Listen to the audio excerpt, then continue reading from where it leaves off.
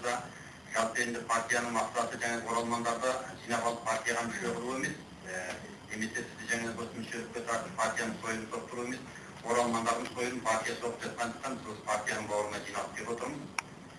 Соның алғашқы мысалдар ретінде өткенде де бірнеше басқосулар болған. Бұның бейінде көптеген жиналыстар, көптеген басқосулар, көптеген хаттар болды.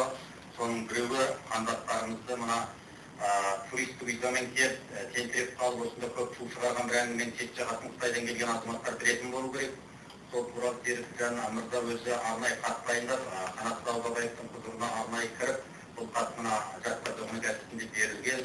Кейін осы мәселенің түбегейлі шешуіне түбірлі үлес қосқан азаматтың біреуі болды. Оның жауабын сіздердің берген жауабында жастар тобының газетінде берген.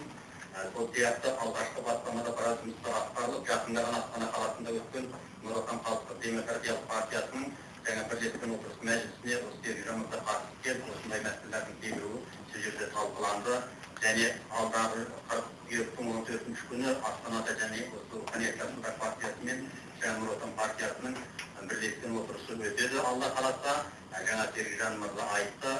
Соған да осы партияның атынан біздер барып қатысып, осы сіздердің тілек талаптарыңызды Нұр Отанмен бірігіп отырып, үкіметтің құлағына, парламенттің құлағына, ішкі істер, сыртқы істер, жаңа осыған қатысты құзырлы органдардың барлығының құлағына құймақшымыз. Өйткені сол жерде сол азаматтармен сіздермен бетпе-бет отырғандай бетпе-бет болды. Бұл енді аз да болса осы ел мен жердің тағдыры үшін сырттан келген миллиондаған қазақтардың тағдыры үшін жасалып жатқан болмашы нәрсе болса да бір жеңіл болсын деген мәселе. Сондықтан да бүгінгі әңгіменің өзі өздеріңізден ашық әңгімеге қарай ауысып отыр.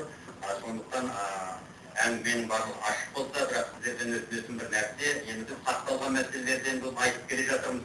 Мен өз басымыз ақпараттық ретінде де және осы Қазақстанға келіп конференцияларда да бұл айтқаныма 10 жыл болды осы мәселені. 10 жылдан бері қанша мәселе өзгерді, өзгермеді білмеймін, бірақ мен әлі айтып келе жатырмын, менен айтып келе жатырмын деген сөз емес.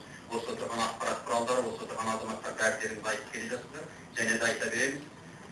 Солай болса да, осы ретте мынау ұйымдастыру комиссиясын тағы бір атай кетейін. Осы басқосуға. Мынау Жасылдар руханият партиясы негізгі осыған болып отырған. Және Жасылдар руханият партиясының қоластында жаңағы айтып өтті Қазақ диаспора комитет деген құрылған осы комитет осы жұмысты қолға алып отырмыз. Мен осы партияның мүшесі емеспін, бірақ мен партияның сойылын емес, партия оралмандардың сойылын соққандығы үшін осы өздеріңіздің алдарыңызда осы басқосуға себепкер болып отырған азаматтың біреумін. Сосын жас қазақ үні деген газеттер алдарыңызда алдыңыздар, және осы оралмандар мәселесі туралы және ашық шындыққа туралы біраз жылдан бері қарай жылға көптеген нәрсе айтылып келе жатыр. Тек осы оралмандар тақырыбында біраз мақалаларында осында құзырлы органдардың құлағына жетіп жүргендерін естігендеріңіз бар, естімегендеріңіз бар, және бұдан кейін біле жатарсыздар.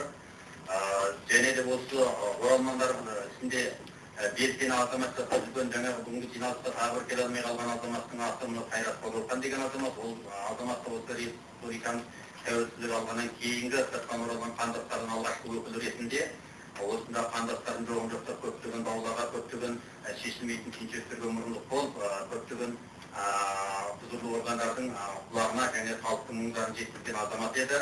Ол келесі отырыстарымызда болады. Және сондай азаматтың біреуі және осы оралмандар деген мәселенің туы көтерілгеннен бері осының басы-қасында болып үзбей жұмыс істеп келе жатқан, үзбей өзінің үнін естіп айтып келе жатқан азаматтың біреуі бүгінде мынау Жегу республикалық қоғамдық бірлестігінің атқарушы директоры Рақым Айтмырза ортамызда отыр. Және осы оралмандар тақырыбында белсенді болып келе жатқан тағы бір азамат ортамызда. Мынау дүниежүзі қазақтар қауымдастығында ұзақ қызмет атқарған Мұқан Мамытханұлы деген азамат отыр. Қазір отандас ел республикалық қоғамдық бірлестігінің төрағасы. Және осында жаңадан бір құрылып жатқан Ұлжан пікірсайыс клубы деген бар. Анау сіздерді осы неменеге түсіріп жатқан камераға, бейне камераға Болат Бөтеев деген азамат осы Ұлжан клубының ұйымдастырушыларының біреуі. Демек бүгінде біраз азаматтардың басы ішіге қосылып отыр, және келуге тиісті біраз азаматтар болып еді. Оразаның жағдайына байланысты, әртүрлі жеке жұмыстарына байланысты келе алмай жатыр. Сондықтан да ең әуелгі сөзі осы қоғамдық ұйымдарға берсек, ақсақалдарымыз қарсы болмас деп ойлаймыз. Өйткені олар жаңағы біраз нәрселерді жинақтап, біраз нәрселерді не істеу керектігін қорытындылап жүрген азаматтар. Сондықтан біріміздің сөзімізді онымен біріміз айта аламасақ, әрқандай азамат өзінің бетінен артық сөйлемейтіндігі есінде болып